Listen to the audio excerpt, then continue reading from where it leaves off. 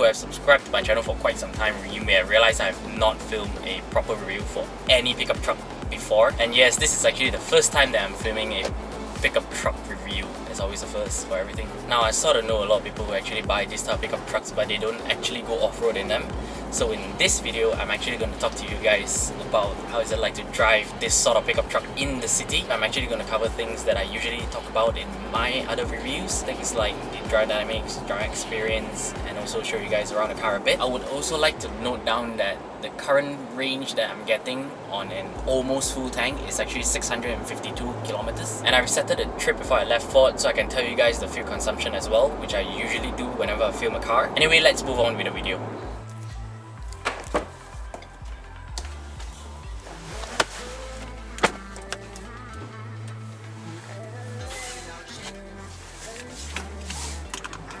Alright, such a beautiful morning and the traffic's so good. Well, it's only 8 AM in the morning on a Sunday. This is where I'm going to talk to you about the driving experience. I'll show you around the car after this segment. What is this car doing?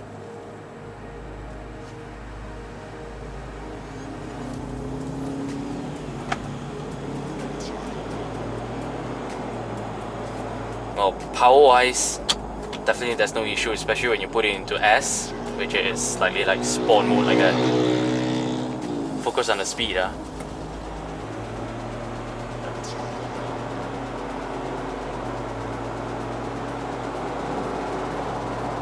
Oops.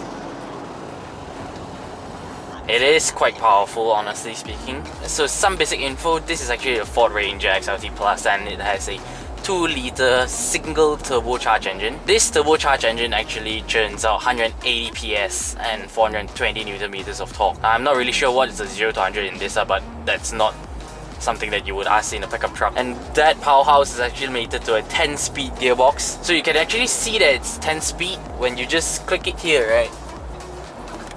Do you see it? I'm not sure if you can see it. It goes up to 10. When you're in D, when you press this button, you won't be able to change the gears, but you would be able to see which gear are you in. You can only change gears when you're in S, like so. You just push it down. There. It will show on that side.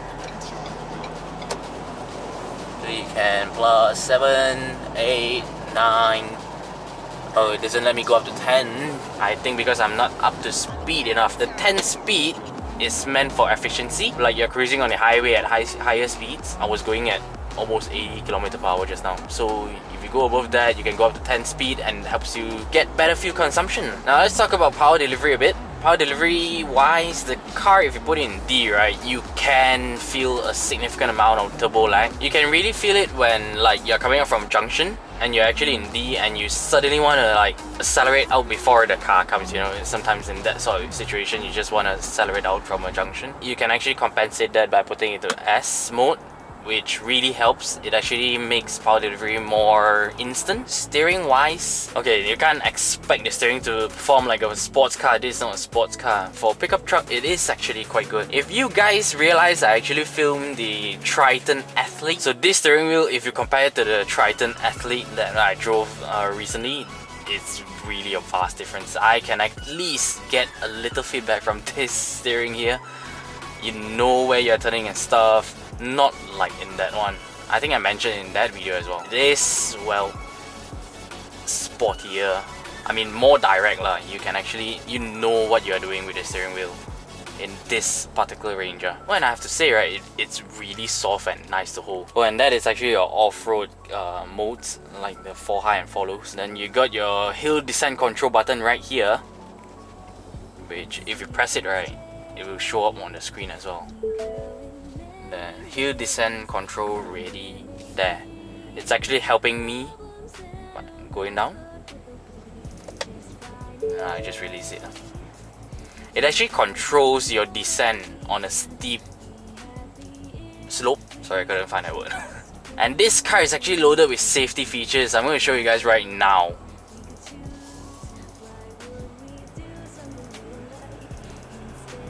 But if you didn't hear it just now, right, that rattling noise happens all the time coming from that compartment. There's nothing in the glove box.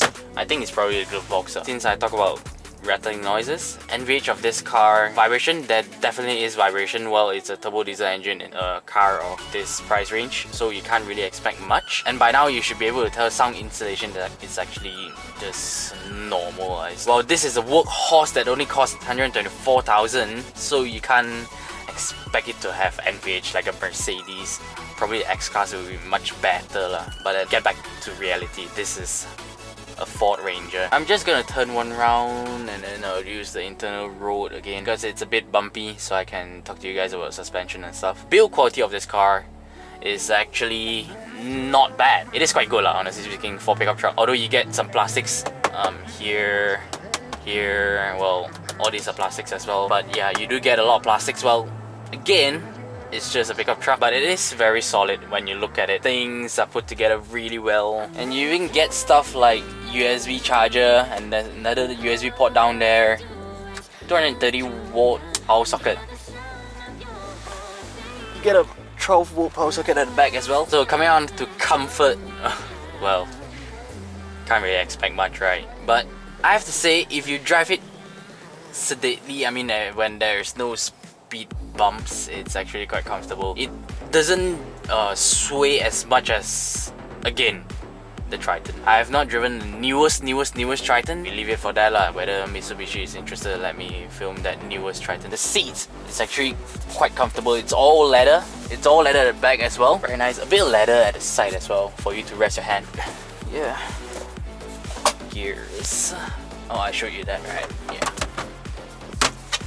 Now the only thing annoying is that all this storage part in here and the cup holder as well, I mean, it would be good if there's some sort of mat on it, like just a piece of cloth or whatever, because if you were to put anything metal like your keys or anything hard, it will like knock around and it's super noisy and very annoying.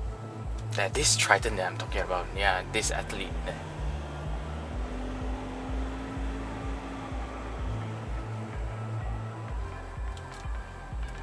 I think you guys should consider this one over that if you were to get one right now. Well, suspension wise, you can't really expect a lot. Well, it has leaf spring just like other pickup trucks. You can expect the back to be quite bumpy when you don't have any load at the back. That is information for you guys who have not driven a car like this, that has leaf spring at the back.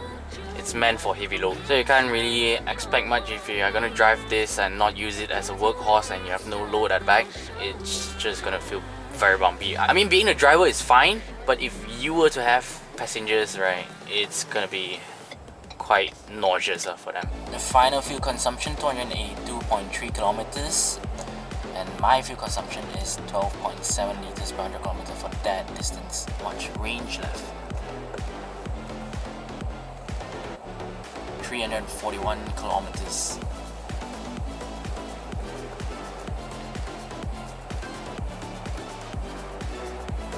Alright, before I show you guys around the car a bit, this is a short clip to show you